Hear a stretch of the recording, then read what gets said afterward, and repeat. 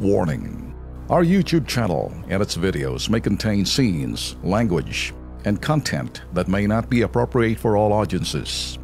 These videos include surveillance footage, undercover pursuit of suspects, actual police and rescue operations, and fearless confrontations. If you do not approve of the content, please do not watch our videos. If you wish to continue, we strongly advise that you proceed with caution. Viewers' discretion is advised. Bukod do sa mga CCTV na nakakabito sa mga lansangan, abay umiikot rin po ang kamera ng Kilos Pronto, kaya wala hong kawala ang inyong mga hindi po sumusunod sa batas trapiko. Mga pasaway dyan sa kalsada, abay mag-safety na ho kayo dahil baka kayo pong susunod na maaktuhan ng Kilos Pronto. Tulad dito, panoorin natin.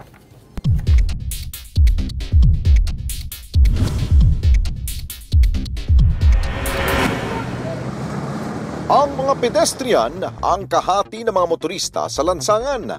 Dapat silang bigyan galang sa daan at irespeto ang kanilang karapatan. Sa panulukan ng Kamyas at Kalayaan Avenue sa Quezon City, naaktuhan ng KP team ang kaswapangan ng ilang motorista. Sa naturang intersection, sa mismong pedestrian lane sila humihinto kapag red ang traffic light. Mistulang mga ignorante sa batas trapiko o arugante na animoy walang sinisino.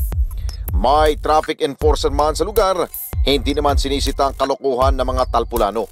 Ang mga pedestrian tuloy na dapat sana'y diretso lamang natatawid ang siyang nagpapak-ekis-ekis makaliban lang sa kabilang kalsada.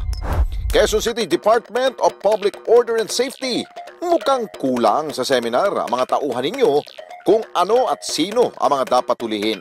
Kilos Pronto, huwag ipawalang bahala ang kapabayaan ito.